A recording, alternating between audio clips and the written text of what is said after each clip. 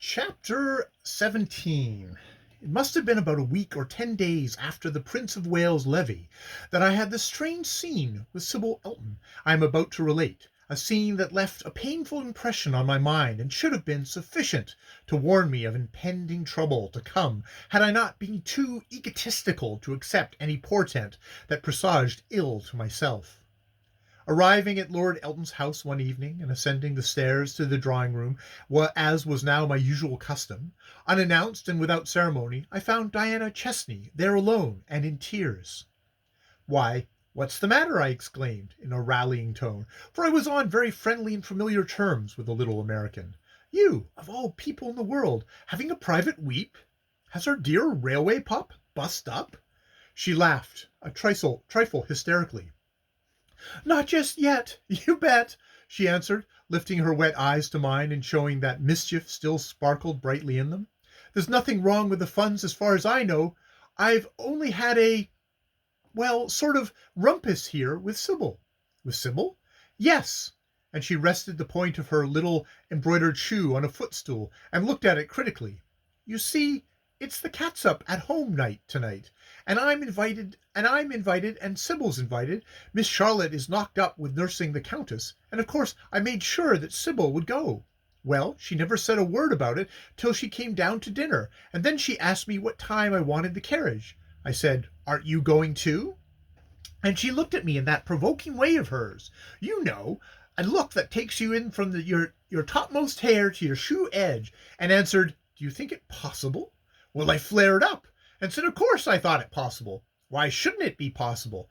She looked at me in the same way again and said, 'To the catsups? Not with you?' Now, you know, Mr. Tempest, that was really downright rudeness, more than I could stand, so I just gave way to my mind. 'Look here,' I said, 'though you are the daughter of an earl, you needn't turn up your nose at Miss Catsup. She isn't half bad. I don't speak of her money, but she's a real good sort, and has a kind heart, which appears to me to be more than you have. Miss Catsup never treated me as unkindly as you do.' And then I choked. I could have burst out a regular yell if I hadn't thought the footman might be outside the door listening.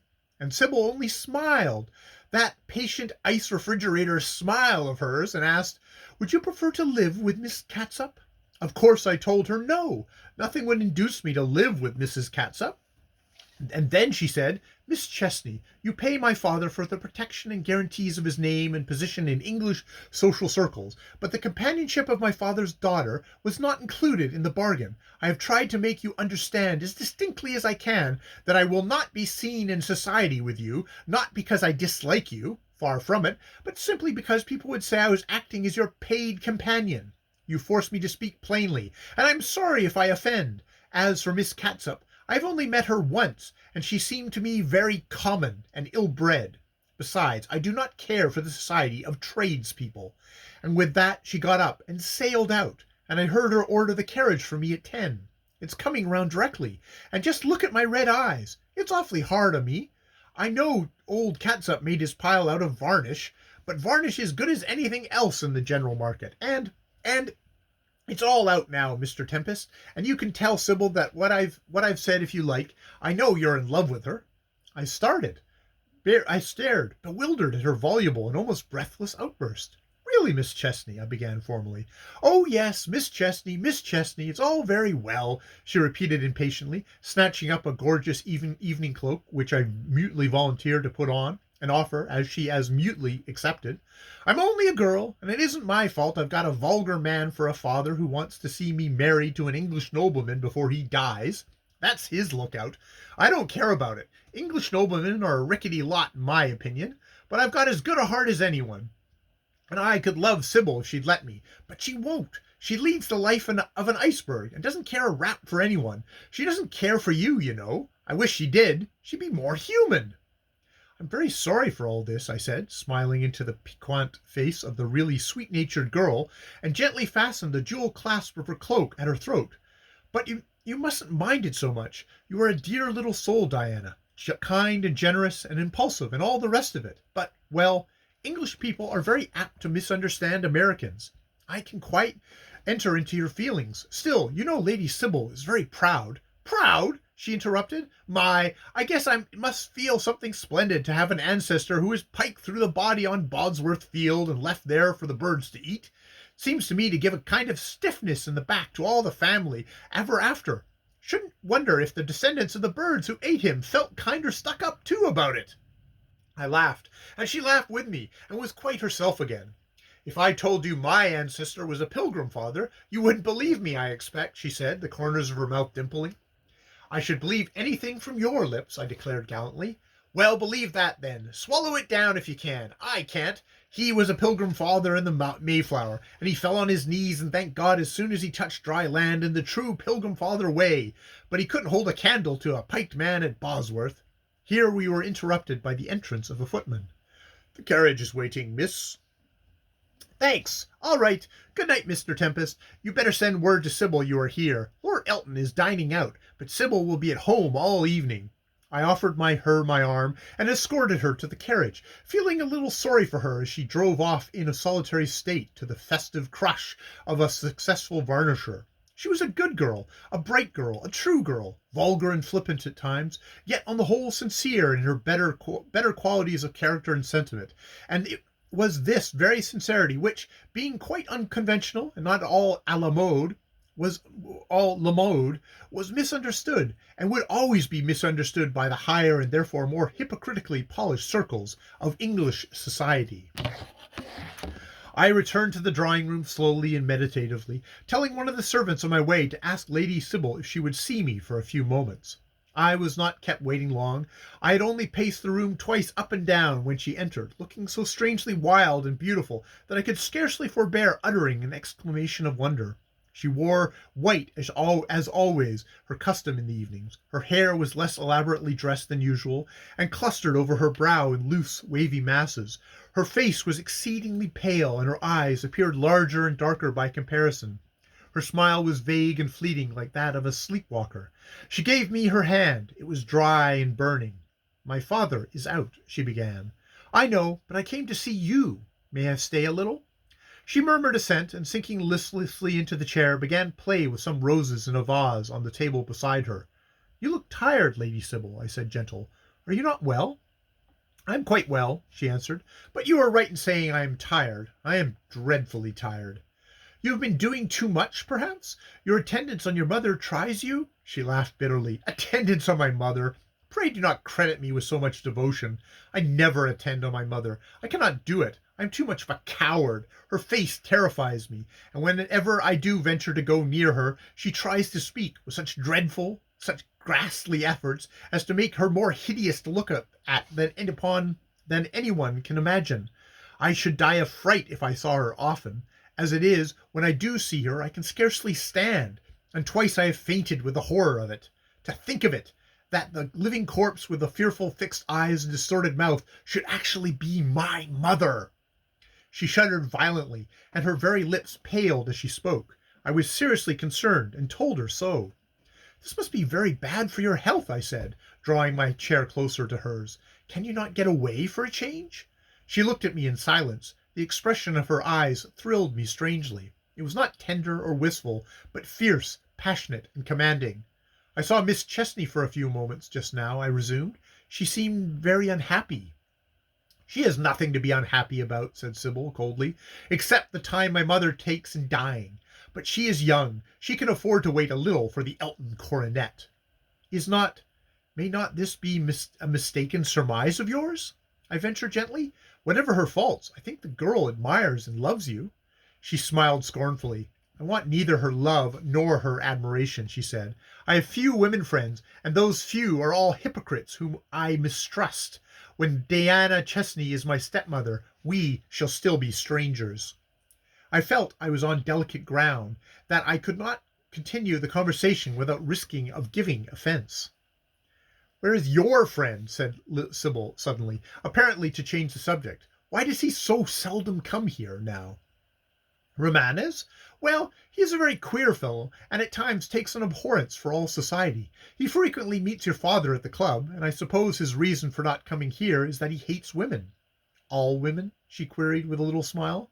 Without exception. Then he hates me? I did not say that, I answered quickly. No one could hate you, Lady Sybil, But truly, as far as Prince Romanus is concerned, I expect he does not abate his aversion to womankind, which is his chronic malady, even for you. So he will never marry? She said musingly. I laughed. Oh, never. Of that you may be quite sure of. Still playing with the roses near her, she relapsed into silence. Her breath came and went quickly. I saw her long eyelashes quiver against the pale rose leaf tint of her cheeks. The pure outlines of her delicate profile suggested to my mind one of Fra Angelico's meditative saints or angels. All at once, while I yet watched her admiringly, she suddenly sprang erect, crushing a rose in her hand, her head thrown back, her eyes flashing, her whole frame trembling. "Oh, I cannot bear it!" she cried wildly. "I cannot bear it!" I stared up at her, astonished, and confronted her. "Sybil!" "Oh, why don't you speak and fill up the measure of my degradation?" she went on passionately. "Why don't you tell me, as you tell my father, your purpose in coming here? Why don't you say to me, as you say to him, that your sovereign choice is fastened upon me, and that I am the woman out of all the world you have elected to marry? Look at me!" And she raised her arms with a tragic gesture. "Is there any flaw in the piece of goods you wish to purchase? This face is deemed worthy of the fashionable photographer's pains, worthy of being sold for a shilling as one of England's beauties. This figure has served as a model for the showing off of many modest costumes, purchased at half cost on the understanding that I must state to my circle of acquaintances the name of the maker or designer. These eyes, these lips, these arms are all yours for the buying. Why do you expose me to the shame of dallying over your bargain? By hesitating and considering as to whether I am after all, I am worthy of your gold?" She seemed seized by some hysterical passion that convulsed her, and in mingled amazement, alarm, and distress, I sprang to her and caught her hands in my own. "Sybil, Sybil," I said, "hush, hush! You are overwrought with fatigue and excitement. You cannot know what you are saying, my darling. What do you take me for? What is all this nonsense in your mind about buying and selling? You know I love you. I have made no secret of it. You must have seen it in my face, and if I have hesitated to speak, it is because I fear your rejection of me. You are too good for me, Sybil, too good for any man. I am not worthy to win your beauty and innocence. My love, do not give way in this matter." For as I spoke, she clung to me like a wild bird suddenly caged. "What can I say to you but that I worship you with all the strength of my life? I love you so deeply that I am afraid to think of it. It is a passion I dare not dwell upon, Sybil. I love you too well, too madly for my own peace." I trembled and was silent. Her soft clinging arms to me robbed me of a portion of my self-control. I kissed the rippling waves of her hair. She lifted her head and looked up at me, her eyes alit with some strange luster that was not love as much as fear, and the sight of her beauty thus yielded as were to my possession broke down the barriers of restraint I had hitherto imposed upon myself. I kissed her on the lips, a long passionate kiss that, to my excited fancy, seemed to mingle our very beings into one. But while I yet held her in my arms, she suddenly released herself and pushed me back. Standing apart from me, she trembled so violently that I feared she would fail, and I took her hand and made her sit down. She smiled, a very wan smile. What did you feel then?" she asked. "When, Sybil?" "Just now, when you kissed me." "All the joys of heaven and fires of hell in a moment," I said. She regarded me with a curiously musing frown. "Strange. Do you know what I felt?"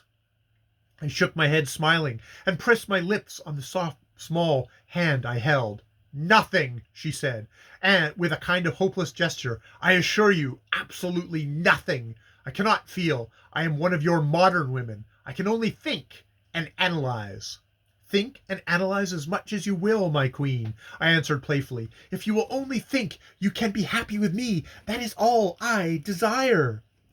"Can you be happy with me?" she asked. "Wait, do you not answer for a moment till I tell you what I am? You are altogether mistaken in me." She was silent for some minutes, and I watched her anxiously. "I was always intended for this," she said slowly at last. "This, to which I have come now, to be the property of a rich man. Many men have looked at me with a view to purchase, but they could not pay the price my father demanded. Pray do not look so distressed. What I say is quite true and quite commonplace. All the women of the upper classes, the unmarried ones, are for sale now in England as utterly as the Circassian girls in a barbarian slave market. I see you wish to protest, and assure me of your devotion. But there's no need of this. I'm quite sure you love me, as much as any man can love, and I am content. But do not know me really. You are attracted by my face and form, and you admire my youth and innocence, which you think I possess. But I am not young. I am old in heart and feeling. I was young for a little while at Willowsmere, when I lived among flowers and birds and all the trustful, honest creatures of the woods and fields. But one season in town was sufficient to kill my youth in me. One season of dinners and balls, and fashionable novel reading. Now you have written a book, and therefore you must know something about the duties of authorship, of the serious and even terrible responsibilities writers incur when they send out to the world books full of pernicious and poisonous suggestions to contaminate the minds that have hitherto been clean and undiseased. Your book has a noble motive, and for this I admire it in many parts, though to me it is not as convincing as it might have been.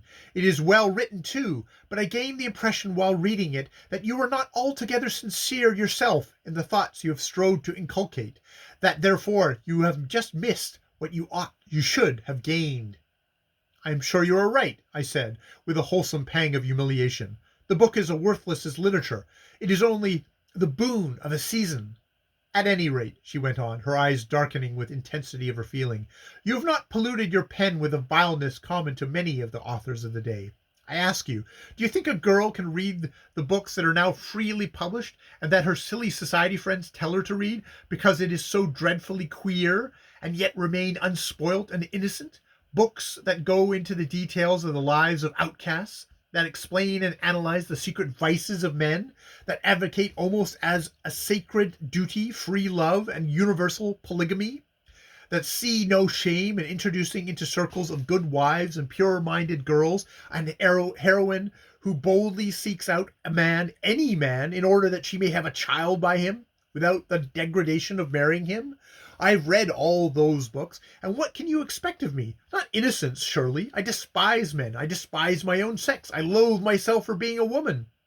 You wonder at my fascination for Mavis Clare. It is only because for a time her books give me back my self-respect, and make me see humanity in a nobler light, because she restores to me, if only for an hour, a kind of glimmering belief in God, so that my mind feels refreshed and cleansed. All the same, you must not look upon me as an innocent young girl, Geoffrey, a girl such as great poets idealized and sang of.